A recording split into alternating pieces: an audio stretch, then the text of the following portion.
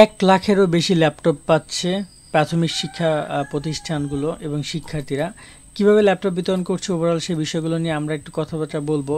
প্রাথমিক শিক্ষা অধিদপ্তর মূলত এই উপবৃত্তি কার্যক্রমটা পরিচালনা করছে।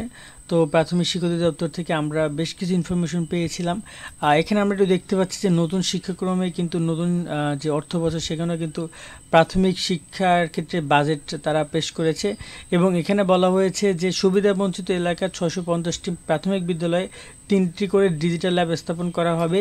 এছাড়াও প্রাথমিক বিদ্যালয়ে 1,00,000-এর বেশি laptop, multimedia projector, internet, sound system সরবরাহ করা হবে।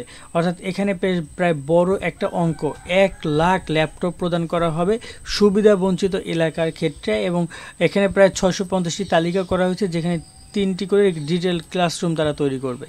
তো এটা বেশ বড় একটা সুখবর প্রাথমিক শিক্ষার্থীদের এবং শিক্ষকদের বা অভিভাবকদের জন্য, যে শিক্ষার্থীরা বেশ বড় একটি অনুদান পেতে যাচ্ছে এবং তাদের বাজেটও আমরা গতকালকে দেখেছিলাম, বাজেটও পেশ করা হয়েছে প্রাথমিক শিক্ষার জন্য, যেখানে প্রায় 4,000 কোটি টাকার মতো বাজেট তাদের জন্য পেশ করা হয়েছে। তো এবছর প্রাথমিক শিক্ষার ক্ষেত্রে এই 1,00,000 ল্যাপটপের তালিকা যখন প্রকাশ করবে বা তারা যখন এই বিষয় নিয়ে কাজ করবে তখন আমরা জানাতে পারবো যে আসলে 1,00,000 ল্যাপটপ কোথায় কোথায় তারা দিচ্ছে, এক্ষেত্রে প্রত্যেকটা স্কুল কতগুলো ল্যাপটপ করে পাচ্ছে এবং কিভাবে তাদের সেগুলো বিতরণ কার্যক্রম পরিচালনা করছে।